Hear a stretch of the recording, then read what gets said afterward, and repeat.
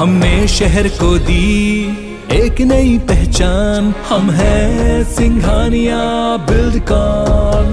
जबलपुर से बड़ी खबर, शहर में डेयरियों से नदियों के प्रदूषण का मामला है। एनजीटी में दायर अवमानना याचिका पर सरकार को निर्देश, प्रदेश सरकार 2 हफ्तों में पेश करे एक्शन टेकन रिपोर्ट। एनजीटी का कहना है याचिकाकर्ता की दलील, एनजीटी के निर्देश के बावजूद डेयरियों को शिफ्ट करने नहीं कार्रवाई की गई।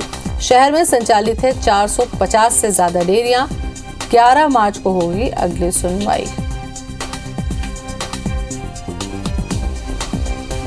विजेंद्र हमारे साथ में जुड़ चुके हैं। विजेंद्र, इतनी ज्यादा डेयरियां हैं जिससे नदी प्रदूषित हो रही है, जानकारी के बावजूद आखिर एक्शन क्यों नहीं लिया जाता?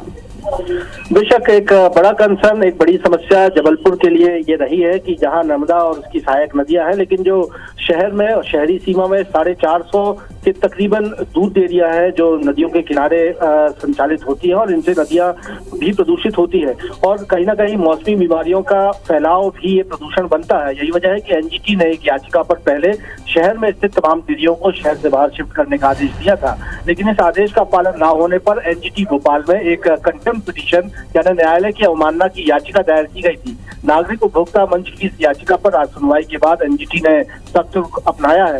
मध्य प्रदेश सरकार को 2 हफ्तों के भीतर एनजीटी ने एक्शन टेकन रिपोर्ट पेश करने का आदेश दिया है। ये बताने के लिए कहा है कि आखिर एनजीटी के आदेश पर डेयरियों को शहर से बाहर शिफ्ट करने को लेकर क्या कार्रवाई की गई। पूरी एक्शन टेकन रिपोर्ट सरकार को एनजीटी में पेश करनी होगी और साथ ही साथ अब अगली सुनवाई के लिए एनजीटी ने इस मामले को 11 मार्च को तय कर दिया है।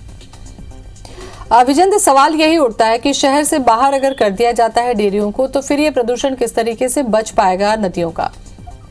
बेशक जो गाइडलाइन थी और जो पर्यावरण और प्रदूषण कंट्रोल प्रदूषण नियंत्रण बोर्ड के जो नॉर्म्स हैं उनके मुताबिक ही डेयरियों को जबलपुर की शहरी सीमा से बाहर किया जाना था, विस्थापित किया जाना था और इसमें यह तय कर रखा था कि जो भी जल संरचना है या नदियां हैं या तालाब हैं उनसे तकरीबन 500 मीटर की दूरी पर डेयरियों का एस्टेब्लिशमेंट होगा और एक सरकार डेयरियों को विस्थापित करने की नीति बनाएगा जिसमें डेयरी हब में तमाम ऐसी डेयरियों को जमीन देकर और जरूरी संसाधन देकर विस्थापित किया जाएगा। हालांकि सरकार इस योजना पर काम जरूर कर रही है, लेकिन अब तक एनजीटी के आदेश का पालन नहीं हुआ है। ग्राउंड जीरो पर अभी तक डेयरियों को विस्थापित नहीं किया जा सका है, जिसमें तमाम नियमों के मुताबिक इन डेयरियों का संचालन होता और नदियों से इतनी दूरी पर इन डेयरियों को विस्थापित किया जाता ताकि प्रदूषण की समस्या न बने।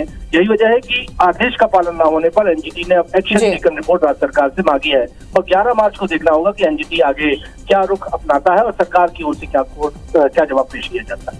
बहुत बहुत शुक्रिया विजेंद्र जानकारी के लिए।